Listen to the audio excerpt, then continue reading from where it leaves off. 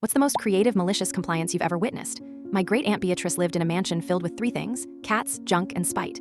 When she died, her will was her final masterpiece of cruelty. I was her sole heir, but there was a catch.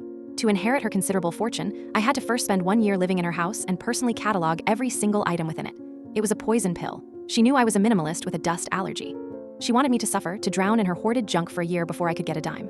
The lawyer said it was ironclad, so I complied, maliciously. I bought a hazmat suit, a label maker, and cases of inventory tags.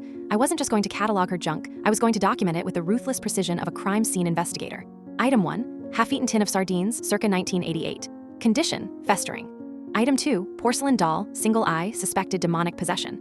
I took a photo of every item. I noted its location, condition, and estimated lack of value. Piles of yellowed newspapers became cellulose material, heavily soiled potential fire hazard. The stacks of teetering boxes were unstable towers of miscellaneous debris. My earned discovery wasn't a hidden secret, but the sheer, overwhelming reality of the hoard. After 3 weeks of this, I realized the house wasn't just cluttered, it was dangerous. There were expired canned goods from the Reagan administration, a $4,000 collection of moldy Beanie Babies, and wiring so ancient it was a miracle the place hadn't burned down. That's when I had my idea. I wasn't just creating an inventory for the estate, I was creating an evidence locker. The will stated I had to catalog everything, but it didn't say who I could share that catalog with. I created a detailed report, complete with photos and descriptions, highlighting the most egregious health and safety violations. I sent this meticulously compiled, 300-page document to the county health department, the fire marshal, and the city code enforcement office. I framed it as a concerned heir seeking guidance on how to safely manage a structurally compromised property. The city's response was swift and glorious. An army of inspectors descended on the mansion.